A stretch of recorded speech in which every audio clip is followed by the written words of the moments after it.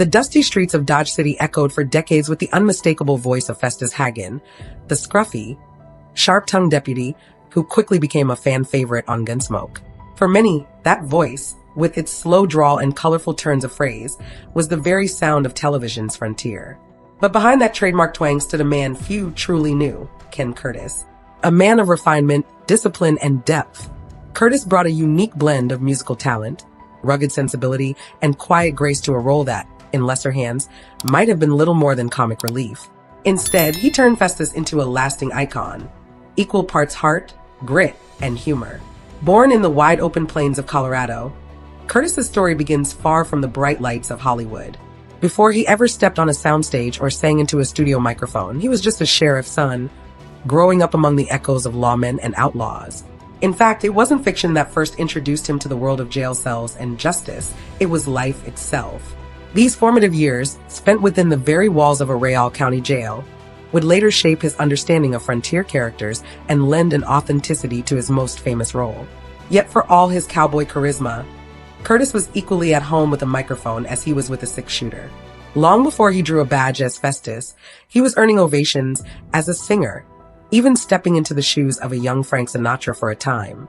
With the Sons of the Pioneers, one of the most legendary Western music groups of the era, Curtis's voice carried across radios and dance halls, telling stories of riders, rivers, and ghostly skies.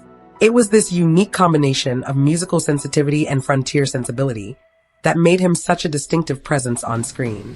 But perhaps what makes Ken Curtis so endlessly compelling isn't just his career, but the life he led quietly beyond the camera's gaze. A life of humble origins, of long friendships and quiet devotion. A life that included marriages, stepchildren, and a home that now stands abandoned, its weathered walls whispering stories long since faded from public memory. It is in that house, perched high on a hill, that the lingering echoes of Curtis's journey still reside. Faded carpets, crumbling beams, and overgrown shrubs serve as a poetic reflection of a man whose career once reached great heights, yet who always seemed more comfortable in the background than the spotlight. His was a life marked not by scandal or spectacle, but by a steadfastness rarely seen in Hollywood. Curtis was not a man who courted headlines, nor did he chase the fleeting shine of fame. Instead, he gave audiences something more enduring. Characters rooted in truth, performances shaped by experience, and a legacy that, though quieter than some, still casts a long shadow. As we open the pages of his story, we'll begin not in a studio or on a stage, but in the modest Colorado plains where a young boy named Curtis Gates first learned about duty, hardship, and the unvarnished heart of the American West. And it was there, in the shadows of jail bars and prairie skies, that the seeds of a screen legend were quietly sown. Long before the world came to know him as Festus, Ken Curtis was simply Curtis Gates, a quiet boy growing up on the open range of eastern Colorado. Born in 1916, he was the youngest of three sons in a modest, hard-working family. Life on the plains was not romantic. It was rugged, windblown, and unforgiving. But to young Curtis, it was home. These early years shaped his character in ways that would later shine through in every role he took on. His father, Dan Gates, was a strong and principled man who served as the sheriff of Bent County. When Dan was elected to the role in 1926, the family moved into the county jail, quite literally. The jailhouse became both home and workplace, and Curtis's childhood unfolded within its stone walls, surrounded by barred doors and the quiet tension of law enforcement life. As a child, he didn't see this as unusual. It was simply life. But those early experiences, watching his father uphold the law, interacting with inmates, and hearing tales of the West firsthand, would leave a lasting impression. Curtis even served as a turnkey, helping to manage the jail from a young age. He fed prisoners, cleaned the cells, and observed the comings and goings of men caught between desperation and redemption. It was an unconventional upbringing, and though he spoke of it with plain-spoken humility in later years, the lessons it offered were profound. He saw not just criminals, but complex characters, broken men, tough men, and occasionally, kind men who had simply taken a wrong turn. It was from this human tapestry that Curtis would later draw when crafting the gruff yet tender Festus Haggen. Outside the jailhouse, life was no less demanding. The Great Depression hit Colorado hard, and families like the Gateses had to rely on resilience and grit to get by. But amid the dust and hardship, there was music. Curtis developed a passion for singing during his school years at Bent County High School. He played quarterback on the football team and performed as a vocalist in the school band. A young man with one foot in the rough and tumble world of lawmen, and the other in the stirring rhythms of melody and harmony. After graduating in 1935, Curtis enrolled at Colorado College, intending to study medicine. But music kept calling, and he soon left the classroom behind to follow its siren song. It was a bold move, one that many might have questioned at the time. But for Curtis, it felt natural. He wasn't turning his back on duty. He was stepping into a different kind of service, the telling of stories not with badges and bars, but with lyrics and song. The jailhouse of his youth remained a quiet presence in his memory, a place that had taught him about justice, consequence, and compassion. It would come to inform not just his characters, but his personal values, ones he carried with quiet dignity throughout his life. And as Curtis followed the music eastward toward new stages and brighter lights, he was unknowingly laying the foundation for a career that would blend cowboy boots with microphones and harmonies with heart. For Ken Curtis, music wasn't a hobby. It was a language, one that spoke to the quiet corners of his soul even more clearly than words ever could. While his early life had been rooted in the dusty realities of jailhouse chores and prairie winds, music offered something softer, the promise of beauty, the rhythm of dreams. It was this passion that led him to walk away from a conventional career in medicine and into a world of melody, stage lights, and applause. Curtis's first foray into professional music came during a particularly golden moment in American big band history. In 1941, he joined the legendary Tommy Dorsey Band, filling in, if only briefly, for a man whose name would become synonymous with American crooning, Frank Sinatra. For Curtis, it wasn't about celebrity or competition. He simply did what he had always done: show up, sing from the heart, and let the music do the rest. But it wasn't long before he found a more permanent musical home in the wide-open sounds of the American West. In 1949, Curtis became the lead vocalist for the Sons of the Pioneers, a group whose harmonies had already helped shape the identity of the Western genre. Their songs told stories not just of cowboys and campfires, but of longing, loss, and life beneath a wide, endless sky. In many ways, it was a perfect match. Curtis's warm baritone and natural storytelling ability blended seamlessly into the group's rich, cinematic sound. During his tenure with the Sons of the Pioneers, Curtis contributed to beloved songs like Room Full of Roses and the haunting Ghost, Riders in the Sky. His voice was not flashy. It was steady, sincere, and evocative. Audiences didn't just hear Curtis sing. They felt transported, as if carried across a sun-drenched plain or seated beside a crackling fire under the stars. He remained with the group until 1953, briefly returned in 1955, and forever remained associated with the golden era of Western music. Yet Curtis's musical ambitions were never limited to harmony alone. He was also a natural on stage, with a presence that invited attention without ever demanding it. He hosted radio programs, performed in country jamborees, and brought an approachable warmth to every appearance. To his fans, he was never larger than life. He was life, just as they knew it. Humble, earnest, and laced with melody. Even as his voice reached further across the airwaves, Curtis remained true to his roots. His performances never lost their sincerity, and he resisted the temptations of celebrity in favor of authenticity. Music was never a stepping stone, it was a calling. But fate, as it so often does, had another plan. Curtis would soon find himself in the crosshairs of a different kind of spotlight, one not shaped by microphones or guitars, but by camera lenses and studio lots. And so, with his voice already woven into the fabric of the American West, Curtis began to chase a new dream, one that would take him from bandstands to backlots, and from cowboy songs to singing cowboys. As Ken Curtis's voice rose to prominence on radio waves and concert stages, Hollywood began to take notice. The post-war years were a time when westerns dominated the silver screen, and studios were eager to find performers who could straddle both sides of the frontier, those who could sing with soul and ride with swagger. Curtis fit the mold perfectly. With his polished baritone, sincere manner, and ranch-born grit, he was more than a novelty. He was a natural. In 1945, Columbia Pictures signed Curtis to a studio contract. It was the golden age of Hollywood, when studios groomed talent like gardeners tending roses, shaping their personas and casting them in carefully crafted roles. Curtis became a regular presence in a series of low-budget but endearing musical westerns. He played the singing cowboy with ease. Not a caricature, but a believable figure molded from the dust of real prairie life. These films didn't boast lavish budgets or critical acclaim, but they captured something sincere. And in that sincerity, audiences saw something enduring. Often appearing alongside groups like the Hoosier Hot Shots, Curtis brought warmth to his roles. He didn't need to steal scenes, he simply inhabited them.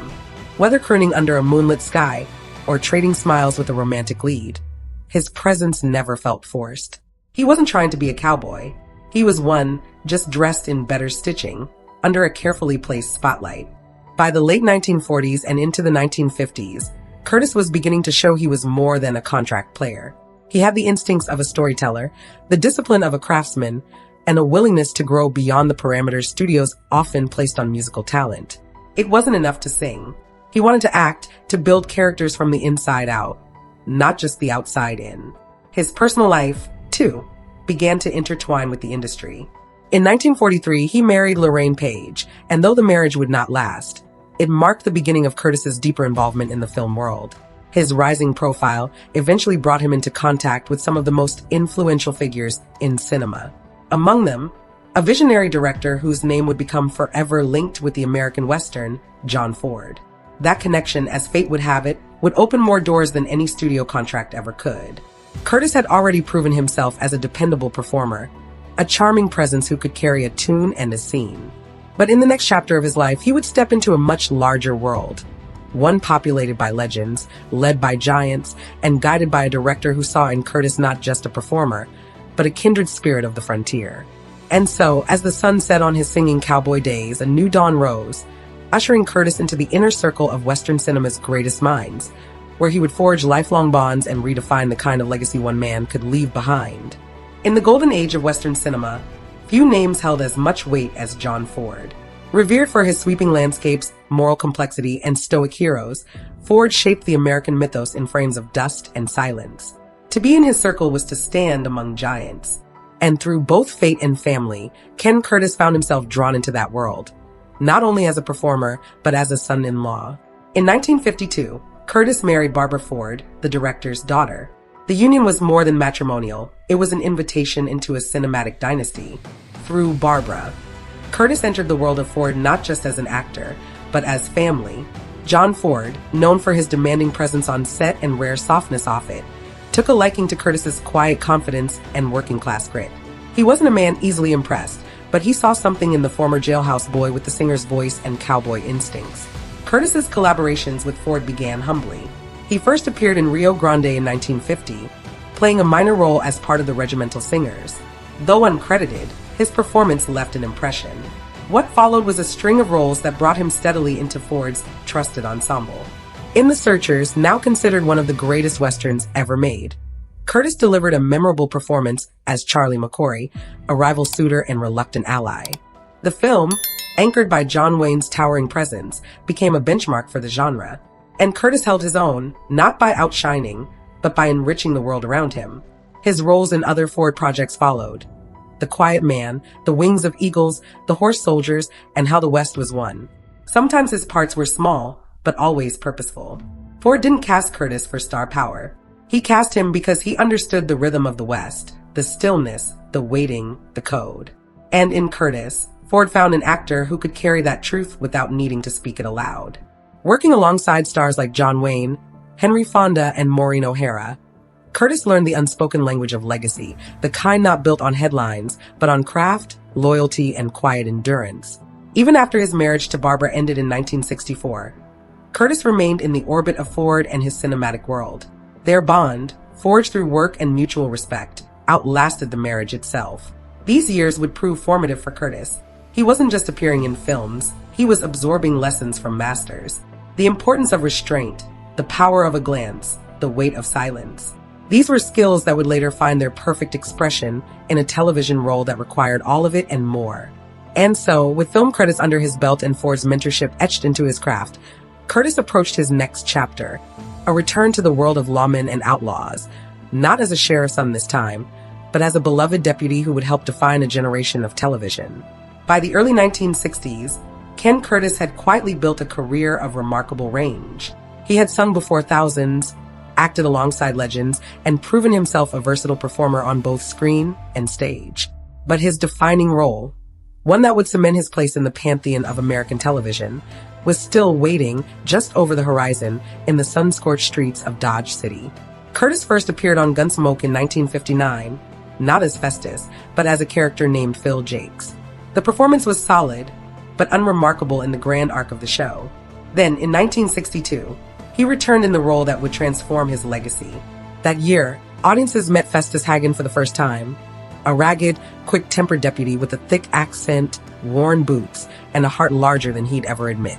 What could have been a passing character turned out to be lightning in a bottle. The inspiration for Festus came from real life.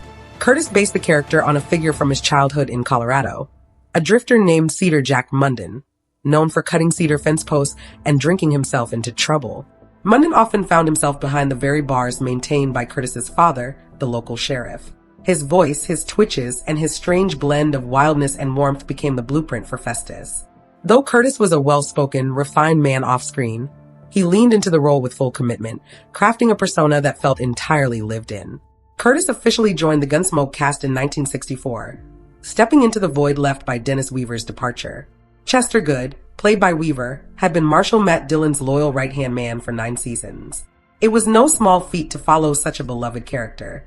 But Festus brought something new, a more unruly energy, a touch of comic relief, and a deep, often surprising, emotional depth. He wasn't polished, but he was real.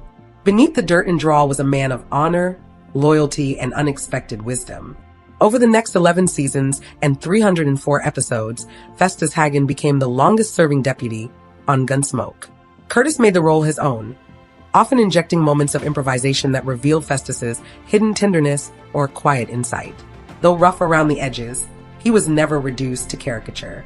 He was a man molded by hardship, deeply devoted to Dillon, and fiercely protective of those he cared for. Curtis's portrayal resonated with viewers across the country.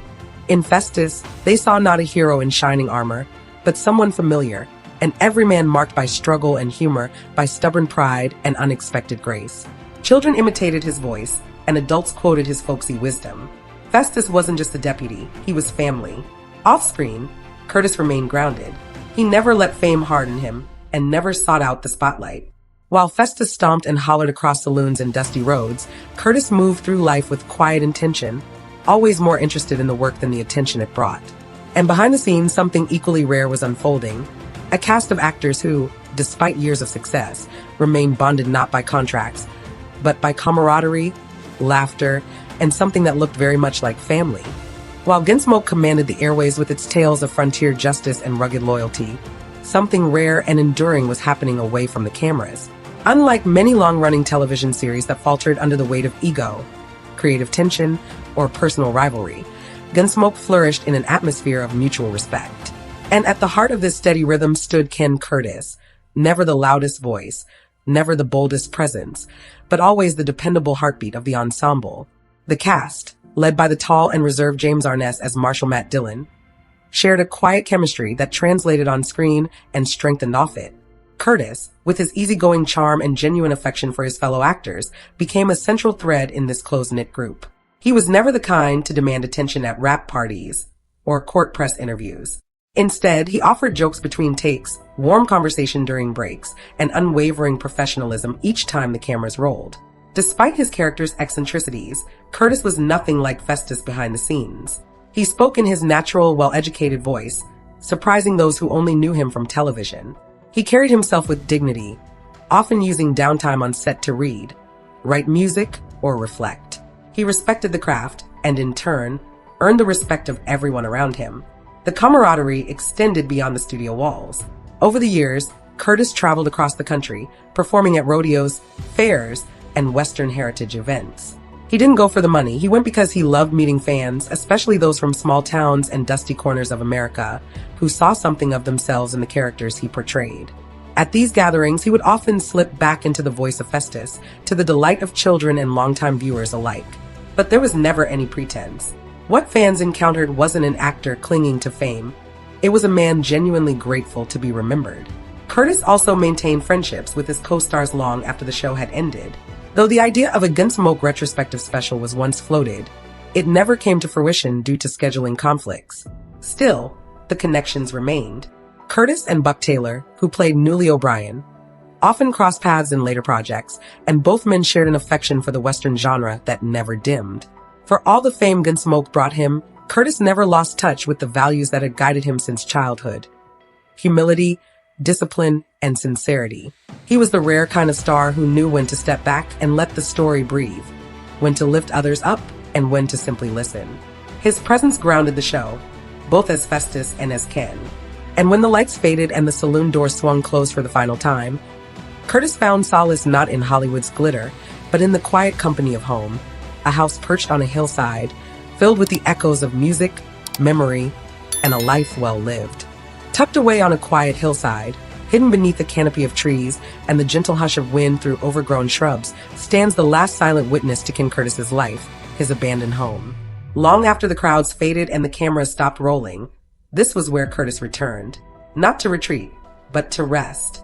It was a house shaped by hand and memory, a place where stories were not told through scripts, but lived in quiet gestures and familiar routines.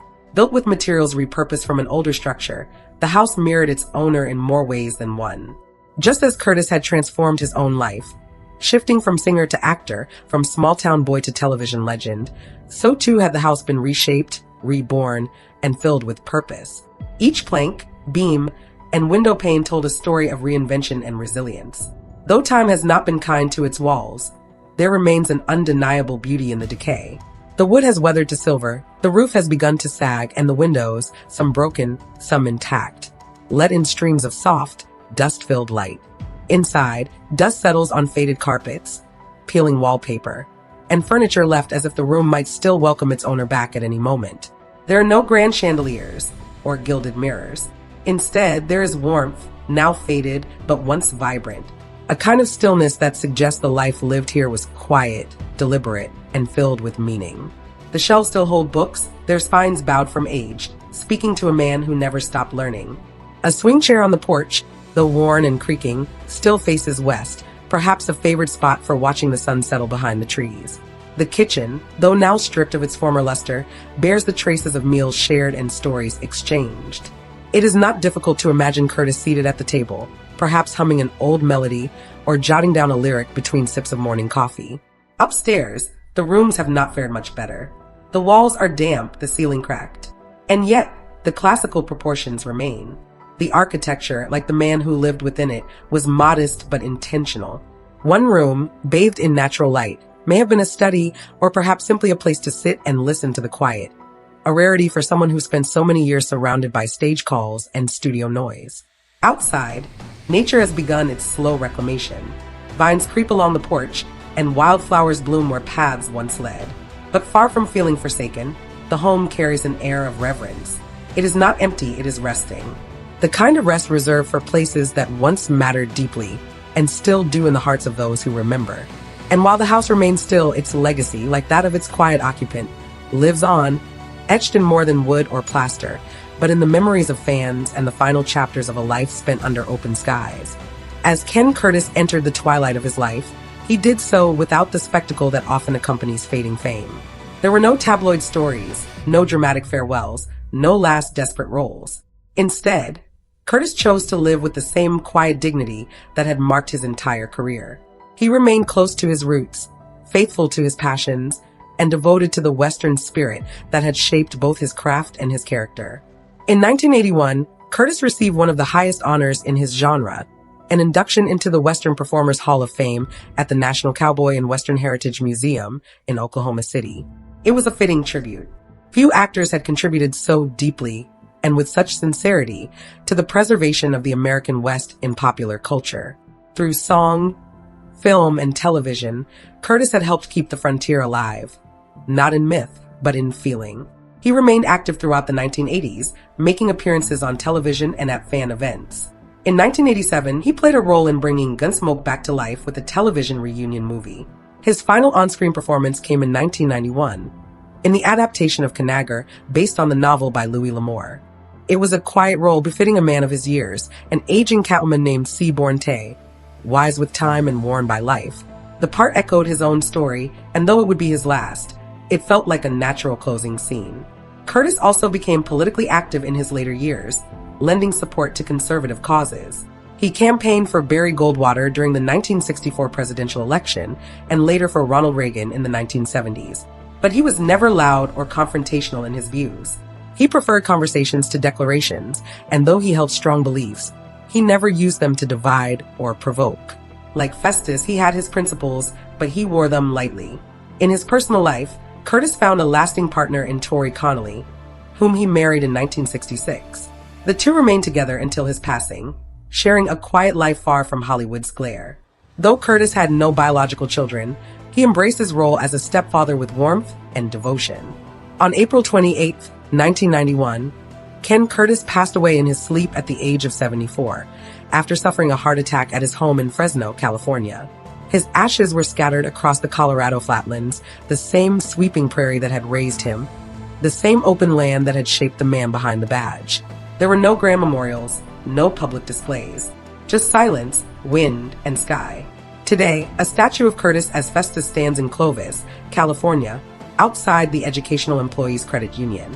It is a modest figure, slight, unassuming, and steady, much like the man it honors. For those who pass by, it is a reminder not only of a beloved character, but of a time when storytelling was simple, heartfelt, and true.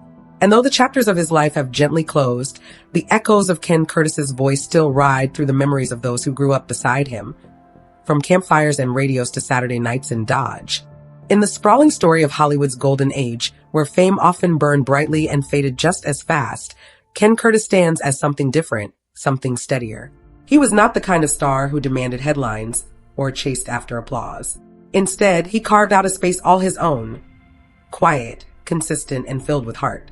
For decades, he gave audiences characters that felt lived in and honest. He didn't just play cowboys, he carried their spirit with him, on and off the screen. Curtis never needed the flash of celebrity to be remembered. His charm lay in his humility, his devotion to the craft, and his understanding of the people he portrayed. Whether he was singing beneath a desert sky or trading lines in a dusty saloon, there was always a glimmer of something deeper behind his eyes. A man who had known hardship, who had walked among outlaws, who had learned from the land and from life itself. As Festus Haggen, he gave Gunsmoke more than a sidekick. He gave it soul. His portrayal of the grizzled deputy brought laughter. Yes, but also surprising moments of depth and wisdom. For many viewers, Festus became a favorite not because he was perfect, but because he was real. A little rough, a little awkward, and full of the contradictions that make people memorable. But beyond Festus, beyond the Sons of the Pioneers, beyond the black and white stills and faded reels, Ken Curtis left behind something more enduring than fame. He left a legacy of quiet excellence. He worked without scandal, performed without pretense, and aged without bitterness. In a business built on reinvention, he remained grounded in who he was. His abandoned home, still standing atop a gentle hill, is more than a curiosity. It's a reflection of the man himself, weathered, sturdy, and honest in its construction.